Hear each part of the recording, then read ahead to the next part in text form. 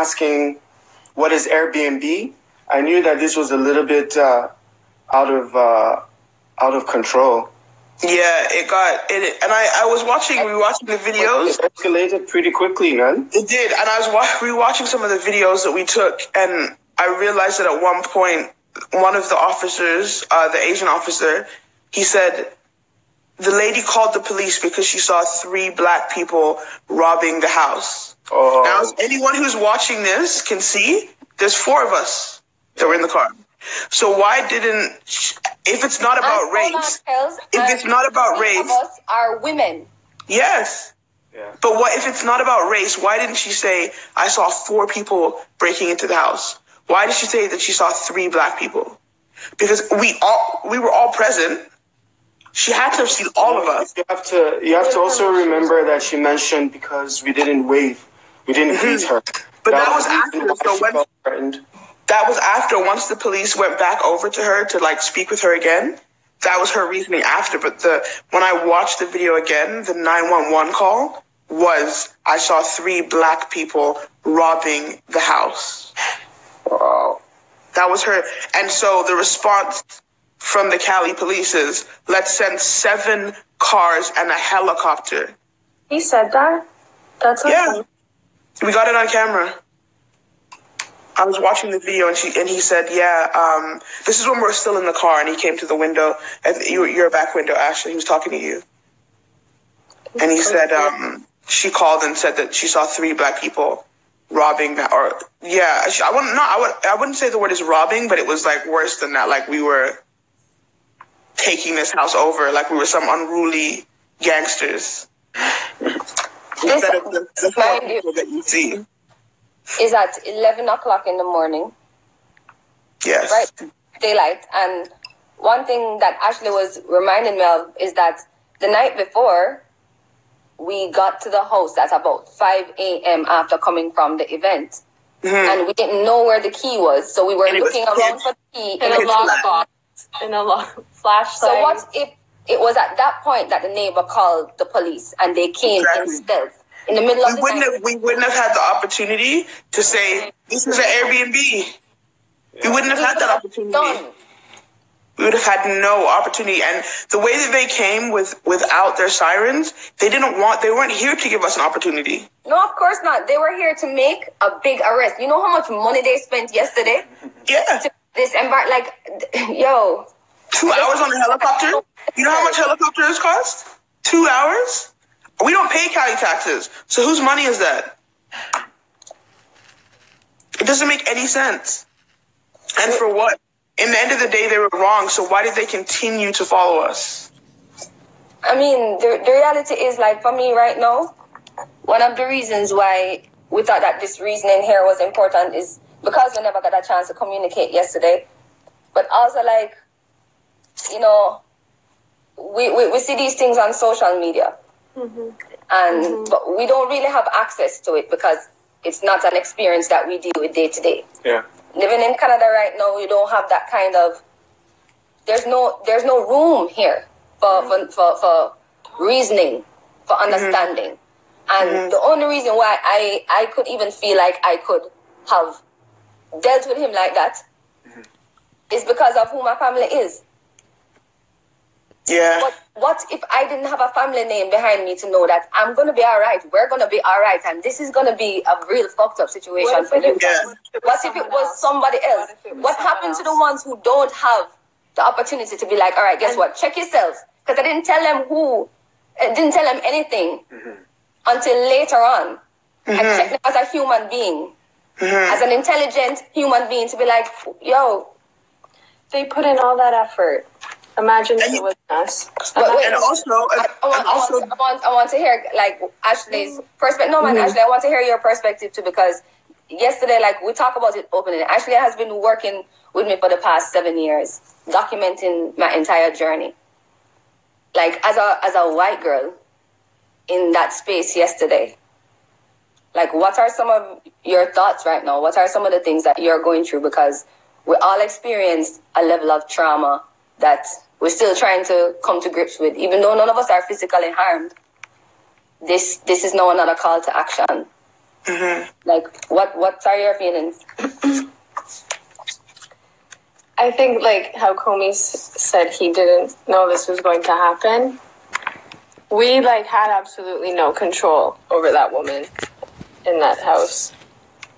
And I think every other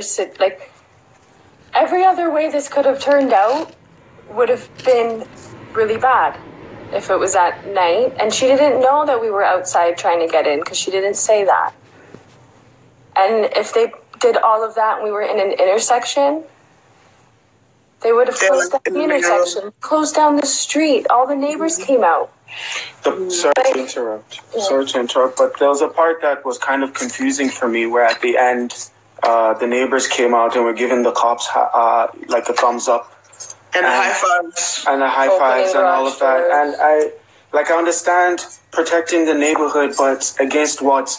And what's the thumbs up for? Because I would have understood if we had been arrested and they were like, thanks for catching the bad guys. But we weren't. They were leaving us. So what was the thumbs up for? And they were wrong. So I guess what the thing is like, say it wasn't us. Mm-hmm. They wouldn't be willing to look like idiots. They weren't willing to look like idiots at all. So something more... They wouldn't have let this be a waste of time. Yeah. Something would have happened. Mm-hmm. That's all I keep thinking about. One thing that I've also realized is that we were detained for an hour for the felony charge of breaking and entering and robbing someone's house. And they, not at one point, guys, did they go and check the house. Did you see any police officers in the house? How could 4 people have robbed a house and nobody went to the house? What? Did they even check the car to see if we had the stuff that was robbed? They didn't look in our car and they didn't check the house. Where is the stuff that was robbed? And not where is the crime? Remember, when they came upon the vehicle, what did they say? This isn't the station wagon. Because we didn't drive a station wagon. Because they were given incorrect information. Also, let's speak about how there was a lady behind us who was driving a station wagon. A single white lady who was. And they let her go. They surrounded our car and she was in that being surrounded. And they were like, oh, no, go ahead. But she was driving a station wagon. But there was no 3 black people in there. And so that's how that goes. But the first thing the police officer said is, this is not the station wagon. And then continued. He didn't even call in to be like, do we have another description for the car? What about when the captain comes on scene now? And the captain comes on scene. When he comes on scene, the whole energy of everything. Yeah. It's good to understand the vibe of what it was before the captain. Yeah, because we took photos, we took videos. We were laughing. If you watch my Instagram videos, we were laughing. Because we were like, yo, this is a joke. Right. And the first thing when we got pulled over, I put my hands up and I was like, guys, it's an Airbnb. The first thing I said to the police, because we knew it was a joke, we'll get this handled. The cops were very lighthearted. They didn't know what Airbnb was, which is bullshit in LA. I don't believe that out of 10 officers, nobody knows what Airbnb is. So that was a nice play on their part. But we thought it was funny. We thought that it wasn't a joke to the point where it's like funny, but it was like, how could this be happening? We couldn't believe it. We also couldn't believe it. I couldn't believe it. Yeah, I believed it. When the guy was telling me that he didn't know what Airbnb was, I believed what he was saying. The cop. There's no way. There's no way that 10 police officers in LA not one of them. Is Airbnb big in LA, guys? Yeah, let us know, Kelly. It's big everywhere. Anyways, like right now, the call to action, because something transpired yesterday with us for a reason. Everybody, even the Airbnb host, who was amazing. She is amazing. Honestly, she has been the most. We couldn't have gotten a better Airbnb host. No, I don't think I've ever had in that situation, she already knew. We had breakfast together. Yeah, man, and this was her first time. And she's a lawyer? And she's a lawyer. Paralegal, yeah. You know, and so for us, like everything is on a spiritual. You have to look at things on a spiritual and metaphysical level as well. And I called her yesterday and spoke to her for about 45 minutes to really try to encourage her to realize that this is a call to action for her as well. She has access to the community and the police in a way that we don't. So we have to be aware of that.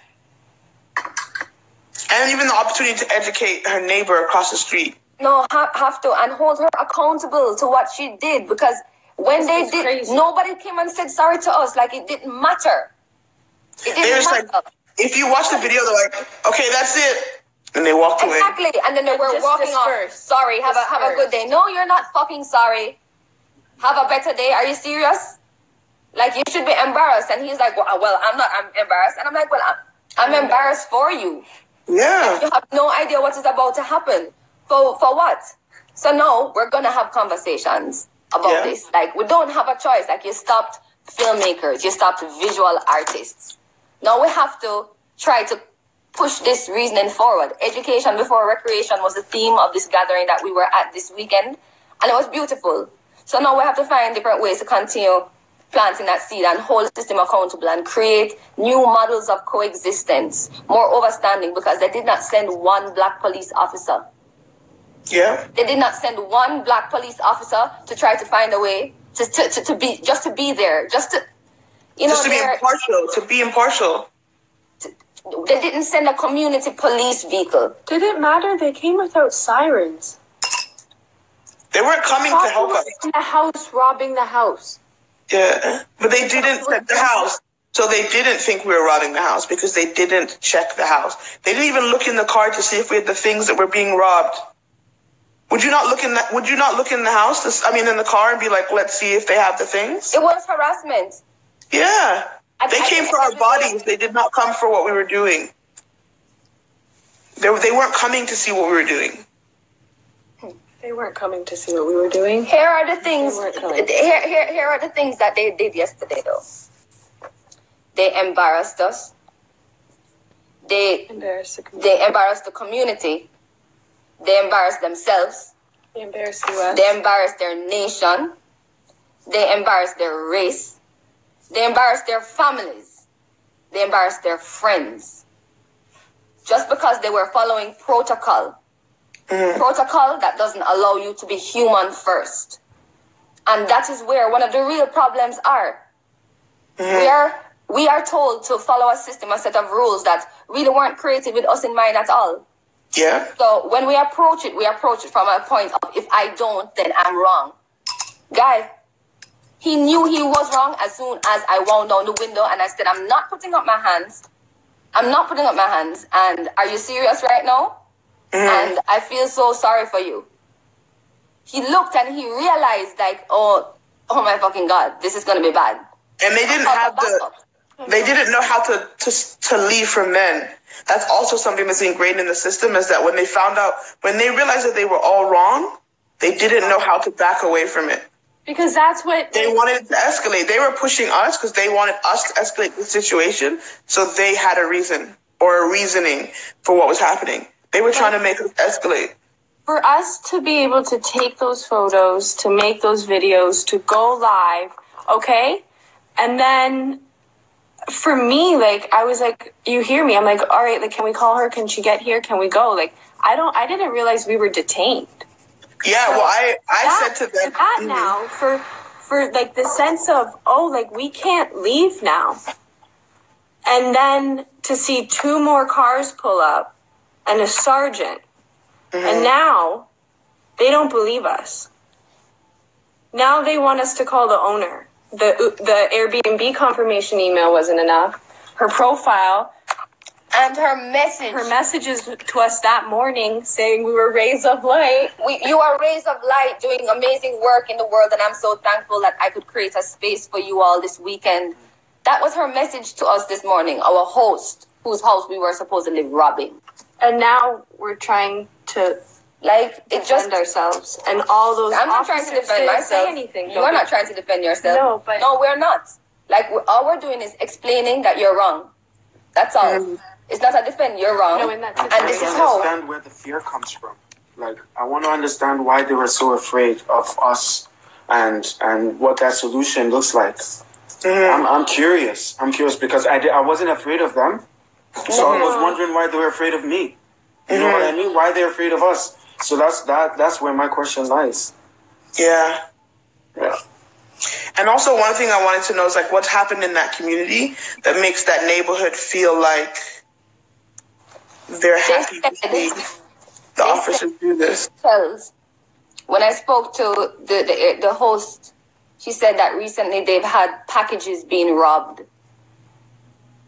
So at the same exact moment, this is how the universe has written this story. God. At the same exact moment, when we had the UPS truck. opportunity to rob the package and make our exit as Airbnb, like we can just take it and go, fuck the world. We do the honorable thing, like and nobody. If we had taken an Airbnb package, nobody would have the Amazon package. Nobody would have known. No. There we go, and so we would have. But we pushed it. Drove off on them. We're like, it's ours. I was so angry. The guy was trying to give us his package. I'm like, it's not ours. He's like, here. No, Like, no. it's not our package. And we drove off. He really wanted to give us his package. And imagine after we refused to steal something. But that's just. So right now, this is us asserting our agency to write our story before it is written for us, and not just WRITERIGHT our story, and to share our perspectives because we don't need no more trouble in the world. So just summarize it, just so there's no confusion. Break it down what happened yesterday. Break it Yeah, down. some of the comments are asking about what happened when the sergeant came, so we need to go into that. So in point form, just in point form. What happened when the sergeant came? The tone of the interaction changed completely. Because now there was no more wiggle room for these two individuals who came, the first two police officers who responded, who we held accountable in the moment. So they were still being held accountable to what was right and wrong. However, when the sergeant came, they had to be accountable to him as well. So you see, their protocol superseded humanity again. The sergeant came on with a totally different energy. We were wrong. We were guilty straight away. He didn't believe anything. After we were in the process of getting ready to go now and saying, well, this was a dramatic morning, he was like, yeah, well, after they've called the lady, they've seen the messages, he's gonna be like, yeah, well, how do we know it's her? Why do we believe them? At this point, I turned to Ashley and I said, Ashley, are you still recording? Mm-hmm. Because I recognize that we're about to have a problem for no reason. And that's when it escalated. Yeah, because that is when my energy shifted. When you're going to question what we've just told you is right. We're giving you an opportunity right now to just balance the energies. However, you want to continue to push this because you think that you're right and you're going to just get out of this without having to be accountable for what you've done. You've wasted our time today. Mm-hmm. We have a lot of shit to do. We were planning an event last night. They had no idea what was going on in our world. Like my grandmother waited for an hour for me with the car running, waiting for me. So like I don't really give a fuck about which neighbor is gonna call to say, oh, watch me now, man. Yeah. So like that's what I'm talking about, the trauma. Like I couldn't my team who was with me for the whole weekend, like I couldn't even communicate. You know what I'm saying? The negative energy that it tried to bring in between the spaces. Yeah. You know, like the spiritual warfare is real. Mm-hmm. You know, and the trauma that ensues is also real. It don't matter how strong you are and how much you think you're prepared for this and how desensitized you think you must be because of everything in the world. You're not. And even how awake you are. When you're awake of it, it hurts more. Yeah. The possibility is the scariest thing. The possibility of what else could have happened if we didn't assert our agency and know that we could stand up for our rights. What if we didn't know that? What if we didn't have the privilege of thinking? What if we were scared? What if we were scared immediately? They would have taken control of everything and just shifted the situation. We had control from the start.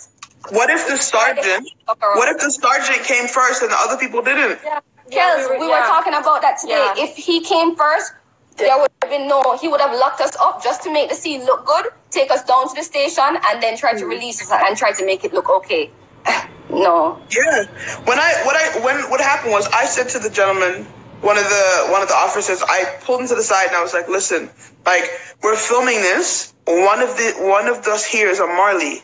This is a bad look. Like, we've been here for 45 minutes. This is a bad look. We're already online. People are already seeing this. I'm like, you already have all of us out of the car. We're already here. Can you just pull your cars to the side and turn your sirens off? And he said to me, if you don't shut the fuck up, I'm going to have you sitting on the curb with handcuffs on. You are being detained for a felony. And that's when I just walked away, because there's no conversation that I can have with him after that conversation. Because I didn't say anything bad to him. I was just like, let's just de-escalate this a bit. Let's try to, like, why are we still surrounded by cop cars with lights on? What if you feel like we're of harm, like if you feel like we're going to do something, then we should have had handcuffs on. But you didn't. You just wanted to make a scene and a spectacle. You didn't need to have why do all the cars have to have lights on? Why did 8 cars need to come? And a helicopter? Why did a helicopter need to find us? Helicopter. Yeah. It can sound real.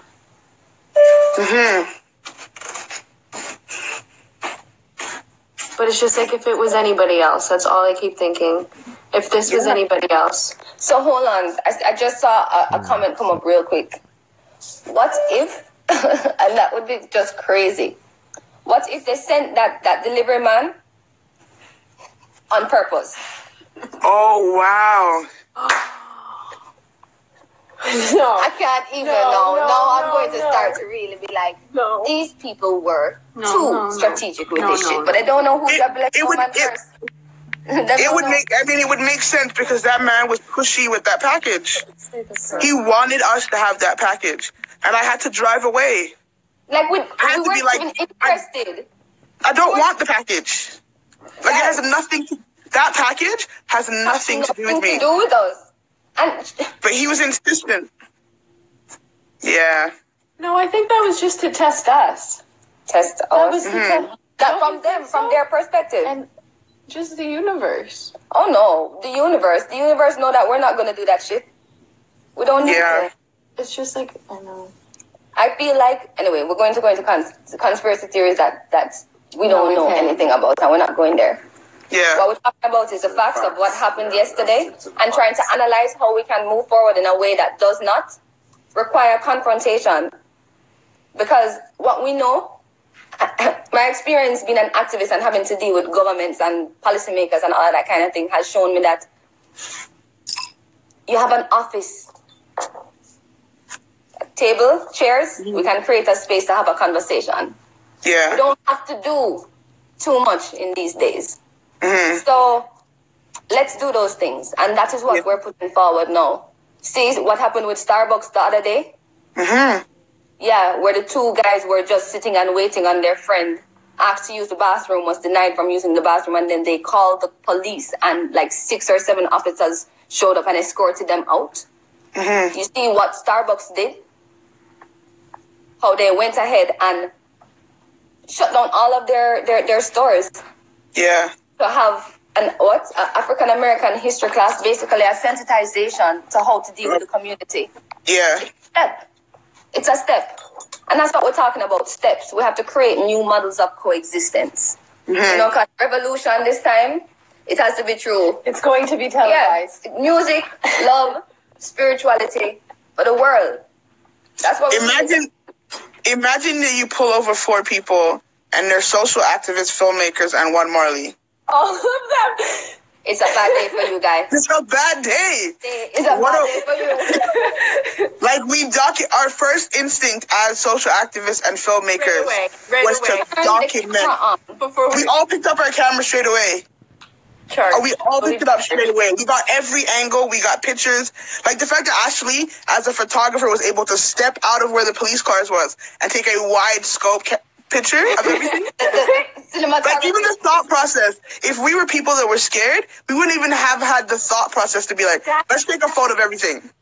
That's like how laid back it was like. But not even how laid back it was a mistake. You know why it became so laid back? Because we asserted our rights. That is why it became laid back, guys. It never became laid back because they recognized they were wrong and trying to make it right. No, they became laid back because they realized, okay, hold on. We have to be accountable right now. You know what I mean? So, like, how do we get the community to learn how to assert their rights? Yeah. How do we get to empower the community in learning how to create a space for conversation before anything happens, and vice versa? Because I'm talking about police station tours. It's been years I've been talking about doing police station tours. From Rasta's journey, I've been wanting to take that documentary into police stations, particularly to let them understand the journey of Rastafari and how Rastafari has been persecuted and the role that they have played, and to assess themselves and reevaluate how to move forward. So now, we don't have a choice. There are too many conversations to have. Education before recreation was the theme of this trip, I feel. And, you know, we do a lot of partying. Well, not me personally, you know, but, I mean, in life, you know, we enjoy a lot of beautiful moments. But we have to educate before we recreate. We really have to find a way to, humanity, the youth them balling out. I tell you, the music is not just for entertainment, you know, so, yeah. I want a split now. That's what's real. Yeah. We just need to figure out, like, how we can move forward and create change with this and continue to just keep the dialogue, open dialogue, and creating change. Like, I know for a fact that this has changed each and every one of us. Ashley, definitely, like even for you, Ashley, I want to know about for you. Honestly, I already hate being on camera. It's all right. Just talk a little bit because, like, and we can talk openly. Like, you're a white girl who's experienced this. Have you ever experienced anything like this before? No. What were your thoughts? When you realized that you were detained, like, because you said something earlier. Yeah. Tell me a little bit about that. I said that I felt like I felt claustrophobic. Like you couldn't breathe. Yeah. Like that is the thing. I can't breathe. It is such a phenomenal statement and memory and reality of today. Our world is too claustrophobic. There's no space. No, I have to. What I can't stop thinking about is that was a commitment on their end, and they showed up. And if it was not us,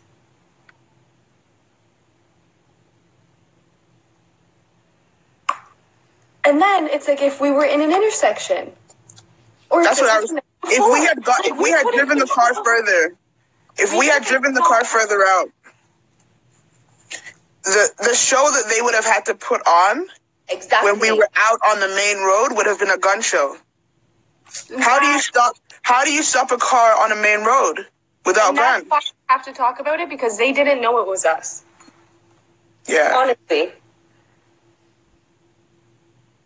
And why did they automatically stop us when they were looking for a station wagon? Like, what made them stop us? And then continue to hold us when this wasn't the car they were looking for. Yeah, it's just a lot of questions. But one thing I do want to do is I do want to request the 911 call. Yeah, for sure. Because I want to know what words she said that made them react in such a way. What powerful words came out of her mouth that made them feel like they needed all of that help? Because 3 black people and a white person.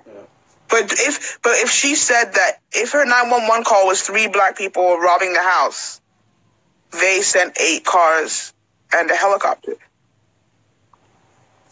Like, it doesn't, something about that doesn't make sense to me. and then them not searching the car and not searching to see if the house had been broken into. Like, they didn't go to the house. They weren't even sure which house it was. Well, maybe. Maybe not. No, because that's the thing. They were looking for a station wagon. They stopped us. They drove past the house.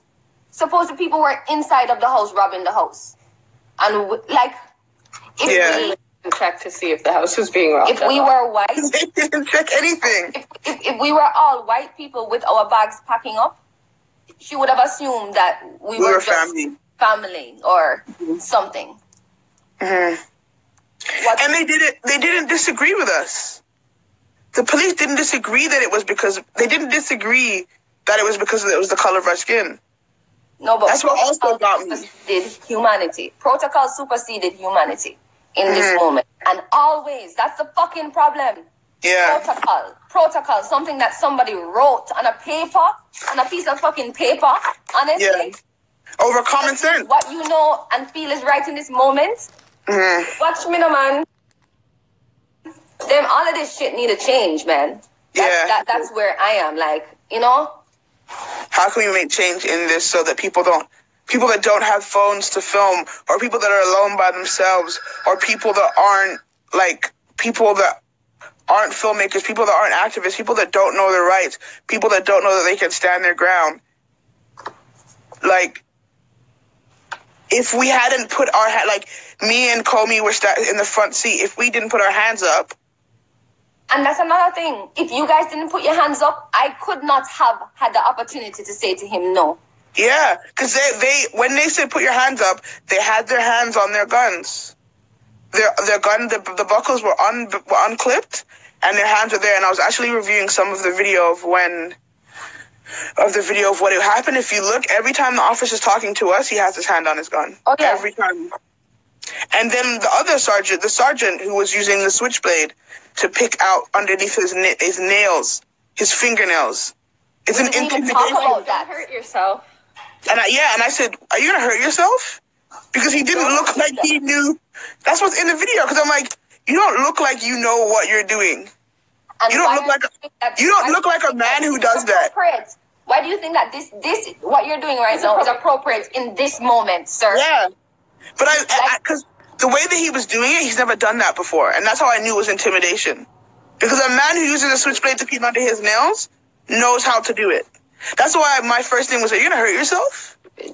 I thought he was going to cut his finger off. They all just, at the end of the day, I was just really embarrassed for them. Like, you know, don't you feel stupid? No? Like, the first thing we told you guys.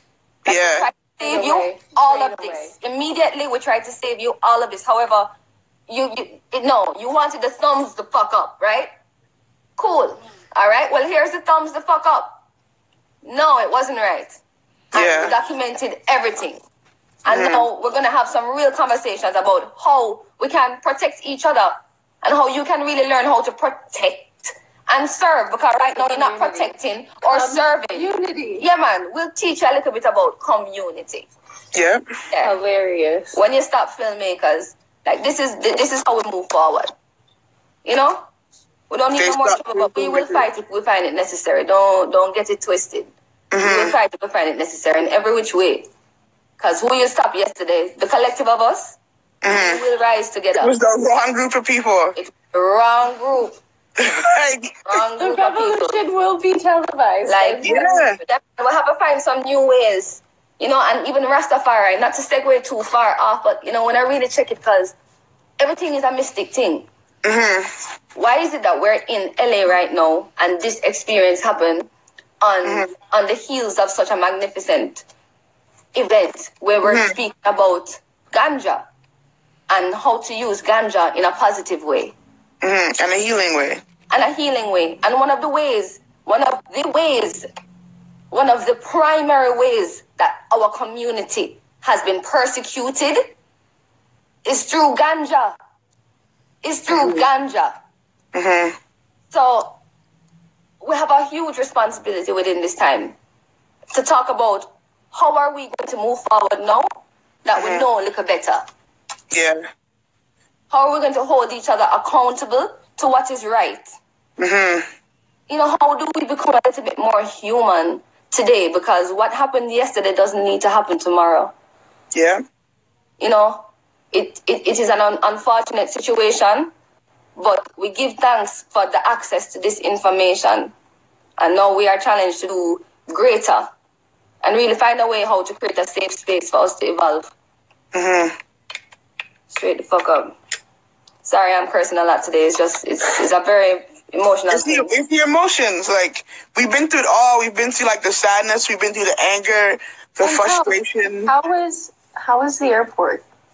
Yeah, so once all of this happened now, and, like, you guys were setting up for the event, and I left, I was the only one that gave ID, because I was the driver, so I had to give my ID. And so when we were there, he took my ID, he read it over first of all, he didn't even know what my license number was. And if anyone has Ontario license, it's the biggest number. And he was like, "Is this your driver's license number?" "Yes, this is my driver's number." So he took it and he read it over and he said, and I heard him say the words, "Let's tag this one." So I already knew. And so I got my license back from him, and then I hopped. And then later on, after we were done setting up for the event, my cousin picked me up. We got to the airport, and we're going through security, and they scanned my passport, and it beeped. And they just pointed me across, and I knew from "Let's tag this one" that it wasn't going to be a bumpy ride. And they put me into like a room, like a hallway, kind of like with a room to like where they interrogate people. And they put me to sit down with all my bags, and that was it. Just left me there. And I'm looking as the time is ticking and ticking and ticking, and I'm like, okay, I'm going to miss this flight. And if I miss this flight, that gives them the opportunity to keep me here for whenever they want to. Like, if I don't have a reason, a time to leave, then there's no reason for them to do anything. There's no phone service where they had me, so my phone wasn't working. So if anything was to happen, I didn't even have the opportunity to call anybody. Like, I couldn't have called for help. And then I saw an officer walking by, and I like called him over, and I was like, "Sir, like, I know why I'm here." And he was like, "Oh no, it's a random search." I said, "But there's nothing random, because my passport beeped, and no one's searching me. If we had searched me and I'd gone about my way, but no one's searching me." And I said, like, I can't, I'm not going to sit here. I have a flight to catch. And he's like, "Well, we know that." And I'm like, no one cares. And I said, "I know why I'm here. I know it was because of the incident earlier." And he said, "What incident?" And I showed him the videos. And I said, "This is not a good look." And I said, if I'm being detained right now, I need to call representation. And I'm like, or I'm going to cause a ruckus right now. I'm like, so it's either me and you are walking out together, or I'm calling somebody. And he said, "Oh, okay, have a nice flight." And open the door and let me walk out. And then, so now I'm running because they're calling for me over the intercom. Oh my God. I'm running to my gate, which is gate 69, and I'm at gate 40. And they're like, "You have 60 seconds to get here." Running, I get there. I'm the last person on the flight. And my seat has changed because I got a window seat. And I'm just, okay, I'm sitting in the middle of two people, a black woman and a white gentleman on one side, and I put my people come and take my bags, and they take them, and I'm like, it just felt very contrived. I sit down in my seat, and the gentleman next to me was just staring at me, and like I'm texting, and he's looking at my phone. Charles, you didn't have your carry-on? Yeah, they took it from me. They took your carry-on? Yeah, and they said they're going to put it on the plane, and they did. So you didn't have a carry-on? No, they took them. I already have my backpack. Okay. And then I sat down, and he kept looking at my phone, the gentleman next to me, and I was like, okay, something's off with him. I'm thinking maybe because I was the last person on the flight, they're probably pissed off. They probably had to wait for me. And then I looked at him going through his bag, and he had a gun in his bag, and he had a police badge. So they sat me next to a police officer the whole flight home. And so the harassment doesn't stop. So from 11 o'clock when this happened to when I landed this morning, Toronto time, 6 a.m., I was followed by police. And then once I got to Toronto, it was like, no issues. Popped in the car and I drove off. But like for all of that, like, and also if I hadn't have asserted myself while I was at the airport, I would still be at the airport. And I wouldn't have had a way to even contact anybody. You guys wouldn't have known what was going on. My cousin who dropped me off wouldn't have known what's going on. There was no phone service there. So I never really had the opportunity to be like, and even in that moment when my passport beeped and I was escorted the other way, I never had the moment to be like, this is what's happening. And like one thing that always comes to my head with that is Sandra Bland. Like she never had any of those moments. And I watched the trailer for her documentary and there's no camera footage of her in her cell because there's no camera by her cell. And all of these things, and so those things passed through my head because she was someone who was super aware of what was going on in the system. And she didn't have access to do any of those things. And so that's always my biggest fear. Me and Sandra Bland are the exact same age.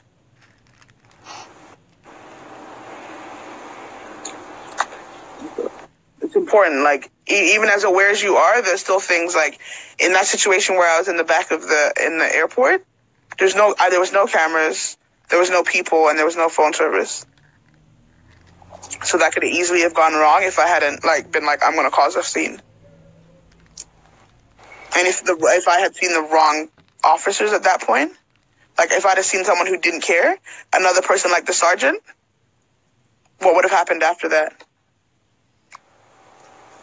It is so important for us to just stay calm and use our voice, like and be analytical, be critical thinkers, and assertive, because in every incident that happened since that moment, like it wasn't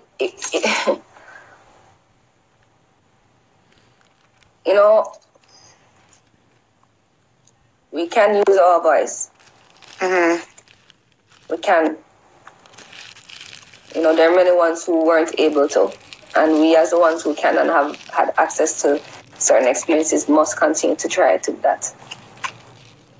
And as a filmmaker, I've always said that, like as a director, as a Black woman, it's always been my responsibility to be the voice for other people. And my films always portray that. And so now it's like they've lit a fire under that, because now I have more stories to tell.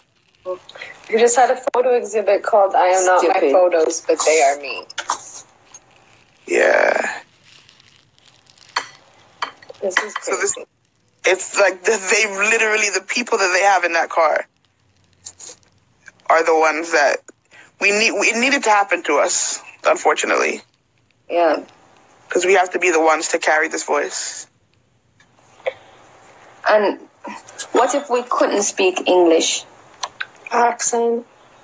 What if we couldn't speak a language that they recognize? They thought that when one of the officers who didn't know what Airbnb was, he thought we were a cleaning service. And then the other one thought we were interior decorators. So we couldn't just be guests. We had to be workers. Cleaning service.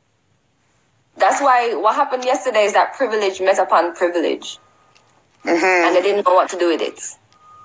And that's why it's important for us to use our platform to do the right thing, because we have to hold them accountable when we can.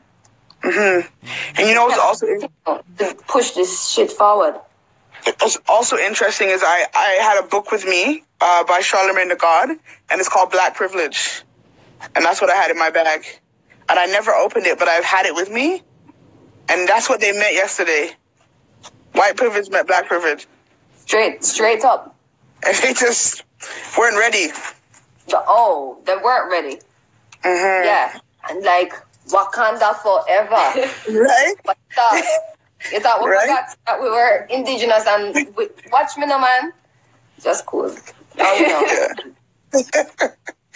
No idea.